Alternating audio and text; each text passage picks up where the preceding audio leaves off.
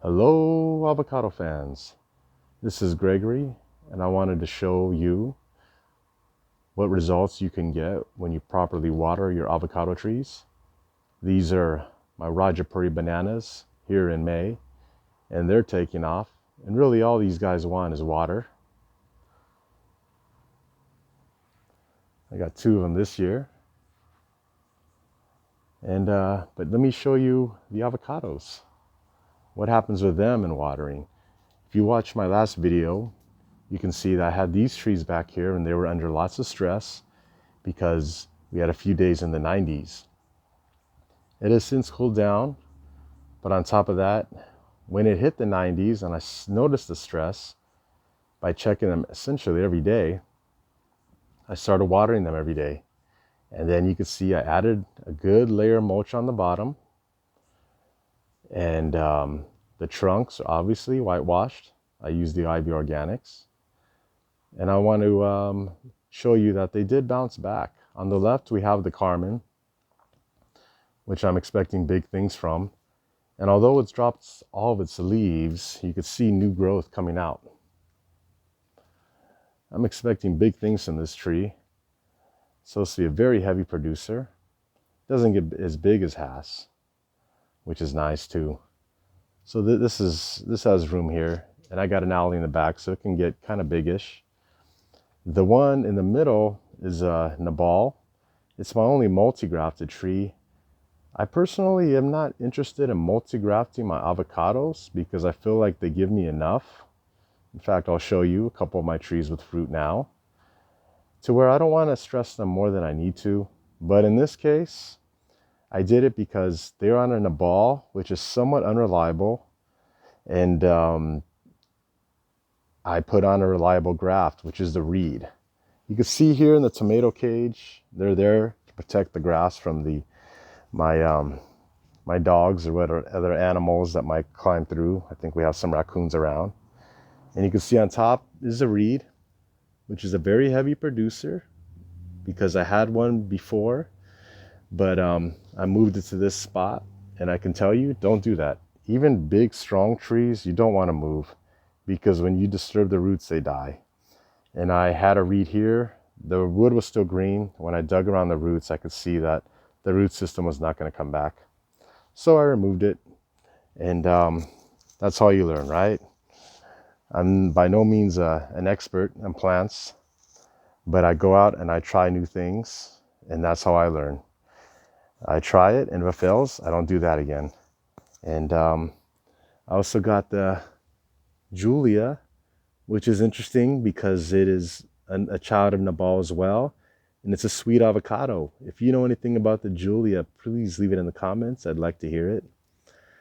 And again, I don't know if it's going to do well in my location or not. So I put it here.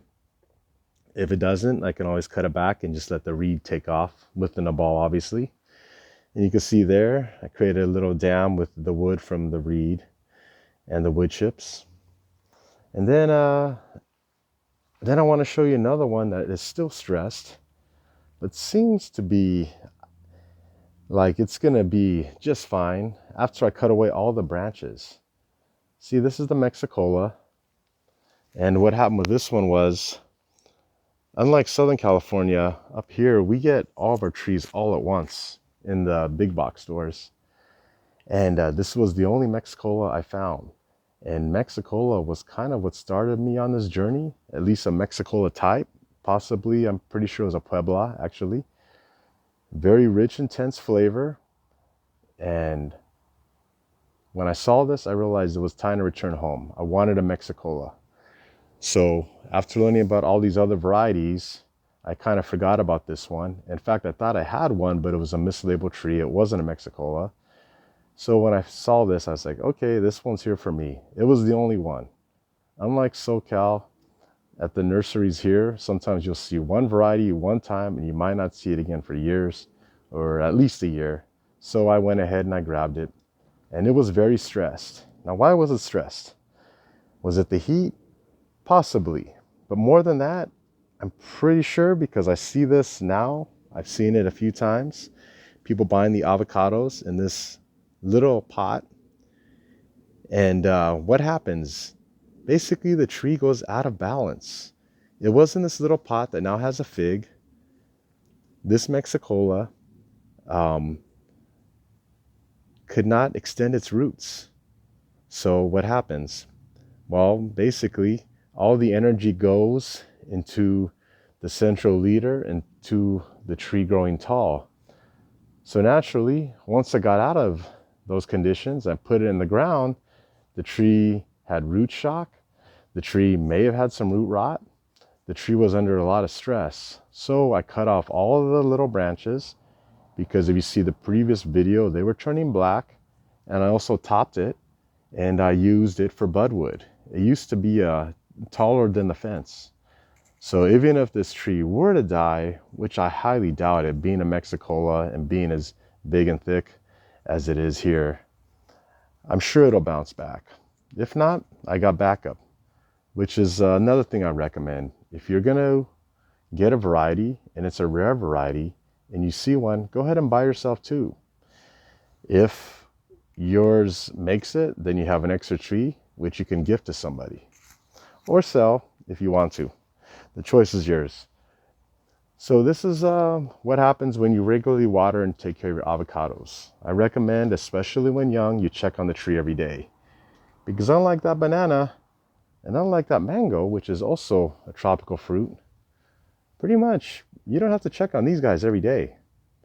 As long as you water them, they're going to be fine. Of course, this is a Manila mango, which is not grafted, and it's a seedling, which also helps. And to be honest, in the Bay Area, it's really the only mango I would invest my time into, because I've tried the pickering, which was grafted, and coconut cream grafted, and they just tend to suffer for a long time. Now they might bounce back, but I wanted to show you some fruit and show you why I prefer not to graft my trees with more than one graft, that is, because these trees just give us so much. But if you want to multi-graft your avocado trees, they're your trees. By all means, go ahead. We all do things a little differently.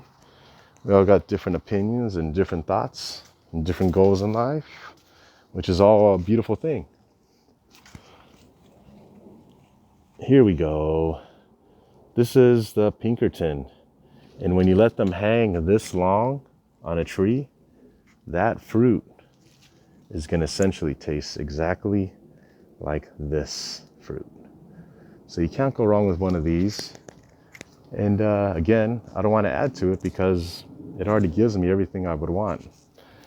This is also a Hass variety, and like the Carmen, it drops all its leaves. This is a gem, and this is, although it's young, it'll do well here. You can see it's getting ready to shoot out new growth. I think the trees are confused because it'll be hot one week and rainy the next.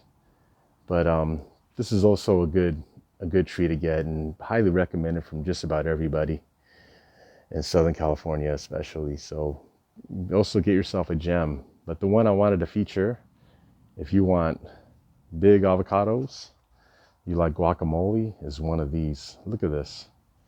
This is one limb of my lamb tree, which should be ready in a few weeks.